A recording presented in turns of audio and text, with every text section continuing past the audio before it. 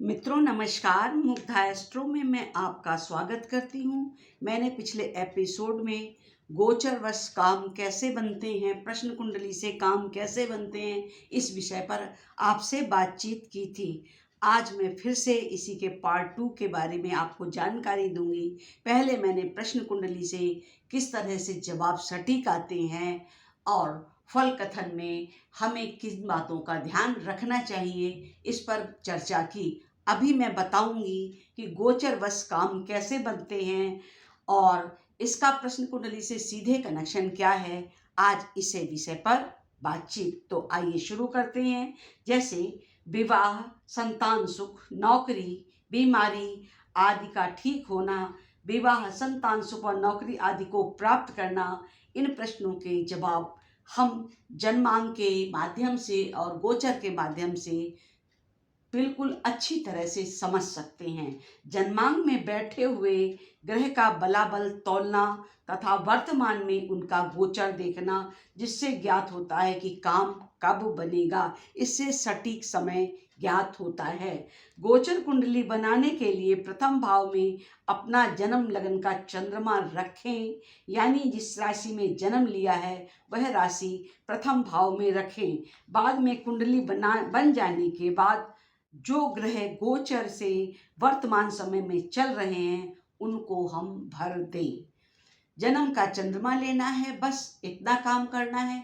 बाकी ग्रह गोचर से जो वर्तमान कुंडली, इस समय प्रश्न कुंडली के लिए जो एक त्वरित कुंडली बनाते हैं, उनके ग्रह बिठाने हैं।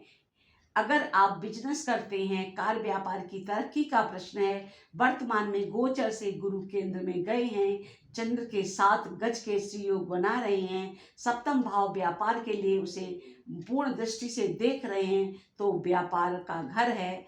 अतः कहा जा सकता है कि इनका कार्य व्यापार बढ़ेगा, आय की वृद्धि होगी, काम अच्छा चलेगा, समय अच्छा चल रहा है। हमें अपने घर में पड़ने वाली दृष्टियों को भी देखना चाहिए, जैसे सप्तम व्यापार पर, नवम दृष्टि भाग्य पर और पंचम दृष्टि अपनी विद्या, बुद्धि, मानसिक शक्ति, मनोबल, आत्मबल। अतः श्रेष्ठ फल का ही योग है, क्योंकि बृहस्पति अगर वहां बैठा है तो उसकी पंचम दृष्टि, नवम दृष्टि भी शुभ है और आपका काम बनेगा।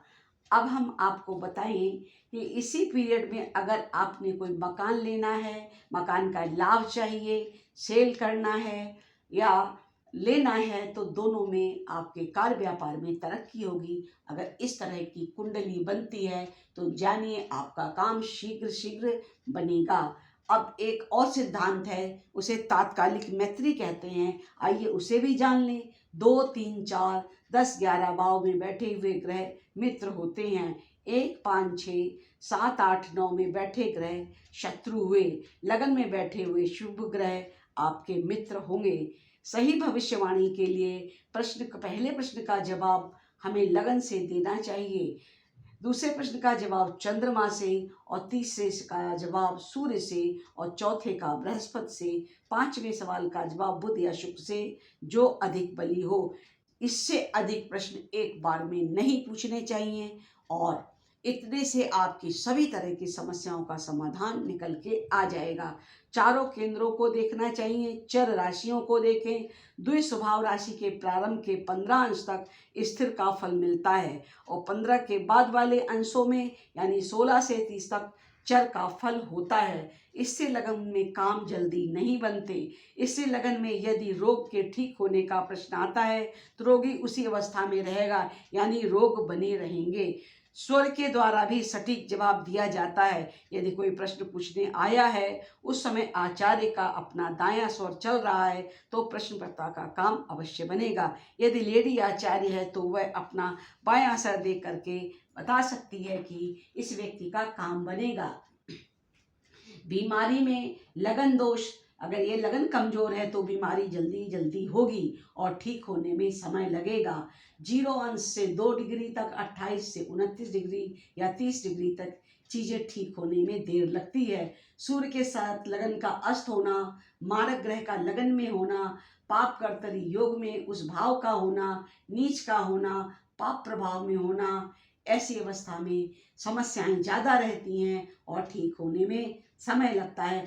तब हमें उपाय उपचार शीघ्र करने चाहिए, जैसे रत्न को धारण करना, बीज मंत्रों का जाप कराना, औषधि का सेवन करना। याद रखें, अगर प्रश्न कुंडली के द्वारा त्वरित जवाब चाहते हैं तो जो कुछ भी मैंने आपको इस एपिसोड में वीडियो में बताया, अगर आप उनका अनुसरण करेंगे तो शीघ्र लाभ होगा। आज के लिए बस इतना ही। प्रणाम। फिर मिलेंगे एक नए वीडियो के साथ। अगर आपको ये वीडियो अच्छा लगे तो कृपया दूसरों के साथ शेयर अवश्य करें।